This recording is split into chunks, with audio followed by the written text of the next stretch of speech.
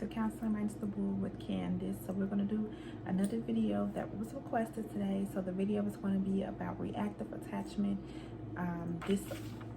disorder, right? Yes. So this is actually probably my fourth take on this video. Oh my God. I just been interrupted with phone calls, with problems with my phone. So okay, I have to condense the video, guys. Despite me just updating my storage, weird iPhones. Okay, so we're gonna start with our check-in. So if you're new, welcome. Our check-ins is basically what is your mood for today. I usually do dance moves. You can use like lyrics, emojis, type in how you feel, as long as it's appropriate and as long as it's positive. Put your comments below, guys. How are you feeling? So my dance move is going to be, if you watch TikTok,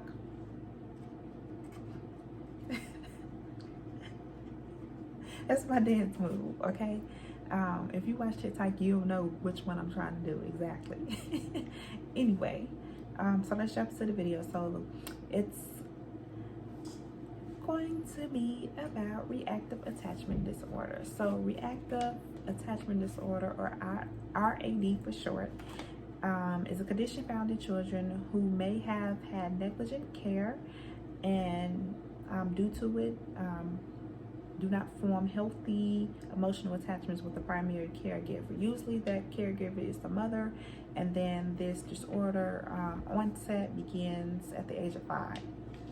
So the attachment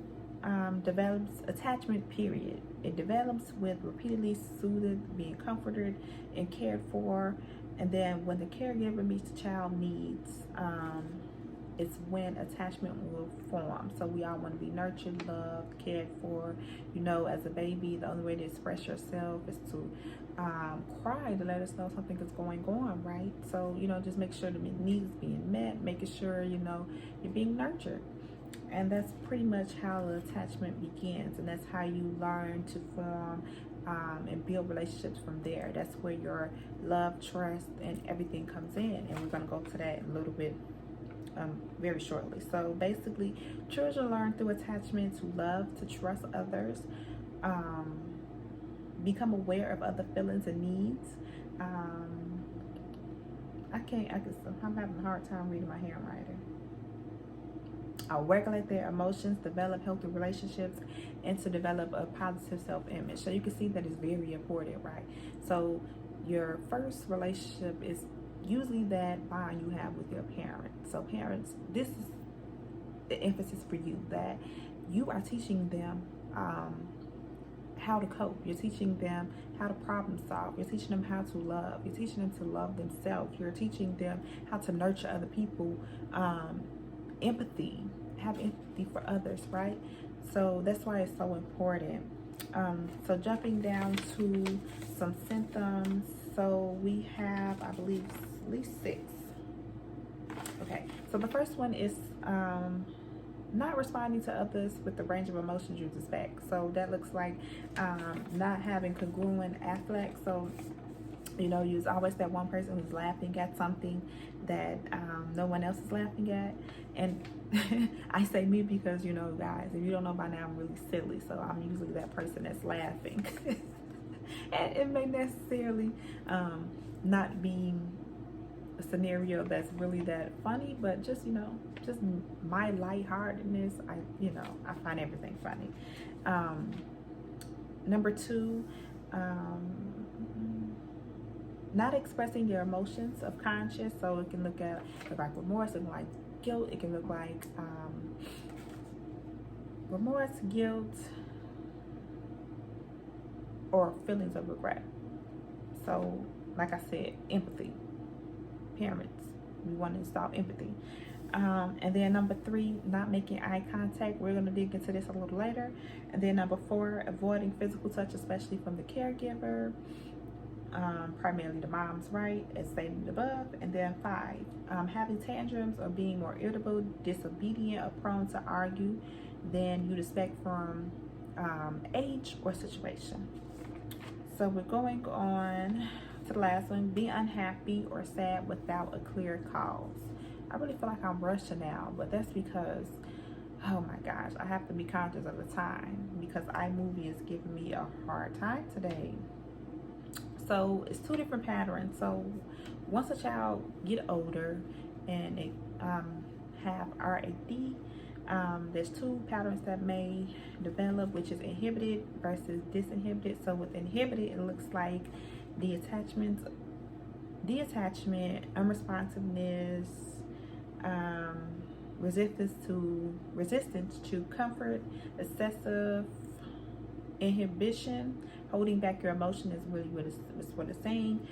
Withdrawing or a mixture of approach and avoidance. Failure to seek affection from caregivers and other people, and then a tendency to keep to themselves. So we're not describing an introvert here, guys. This is something that's considered inhibited pattern for RAD. So the next pattern is disinhibited, and it looks like indiscriminate sociability, inappropriate familiarity, or selective in the choice of attachment figures. So you have a preference of who you making relationships with, and that's quite norm as far as when children are growing up. So you want to be able to differentiate that. Usually kids identify with the same gender after these periods according to Freud. We have all these complexes. So after a while, when children get older, they start to identify with the same gender. So the next one is not having a preference for a primary caregiver over other people, and then a tendency to act younger than the age and to seek affection in potentially dangerous ways. So these are the common symptoms of inhibition and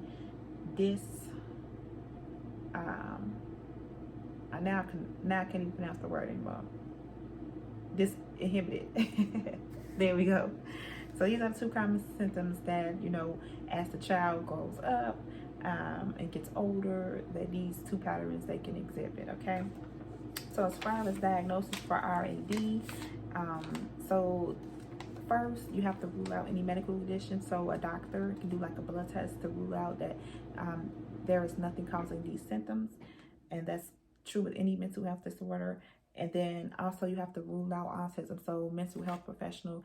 So it mentioned not providing eye contact, impairment in some social interaction. So that's why you want to rule out autism, and you have to do this with any other mental health disorder as well that's similar.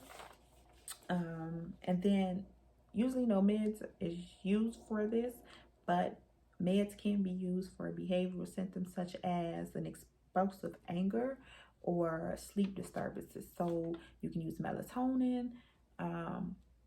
Small doses are organic. And then explosive anger. Yeah. So those are what you can use medication from.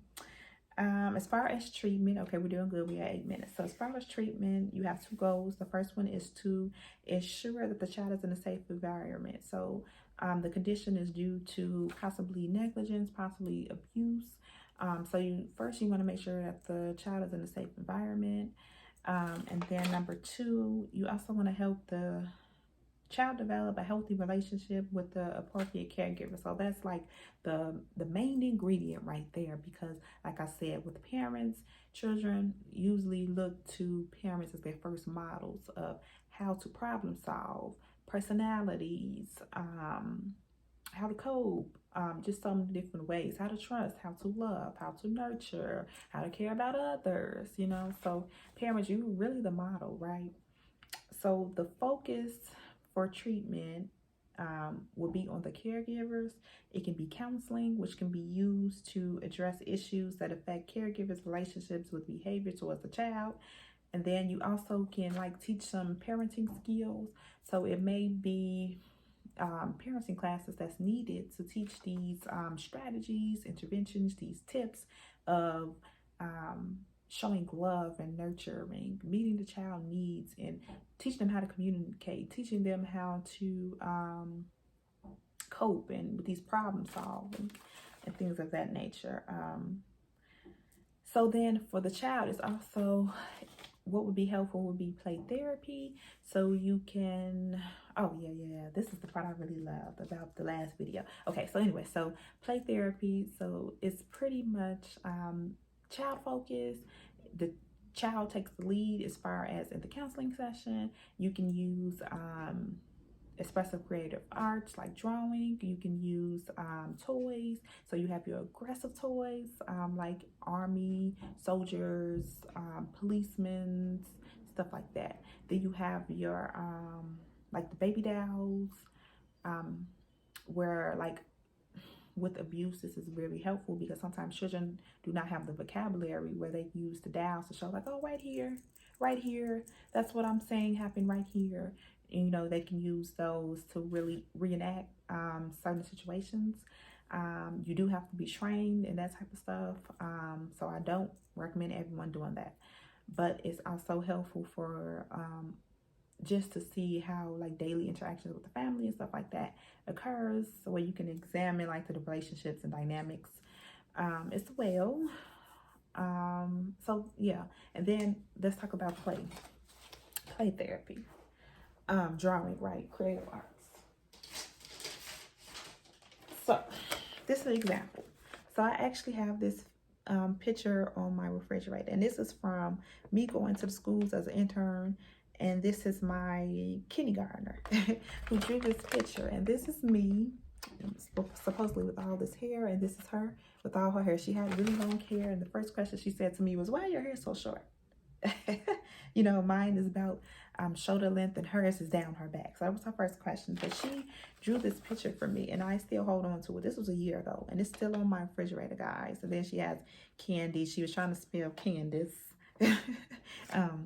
Yeah, so that's an example of play therapy, how dramas can be used to have children express themselves, and then you can interpret it later with them, or you can keep it, you know. Put it on your refrigerator, right? So that's a good example. I love that I was, you know, I thought about that early and do that in the video. So we're at 12 minutes, going on 13. So I'm going to wrap it up here. So like, share, subscribe. Thank you for the requests. Feel free to put more requests below. Also put your check-ins below. What do you think about the new setup? What do you think about anything in this video? Like, share, and subscribe, guys. I'll see you next time. It's probably going to be later on in the week about New Year's Eve. And yeah, put your requests. Let me know what you want to see for New Year's Eve. See you next time, guys. Thanks for watching. Like, share, subscribe.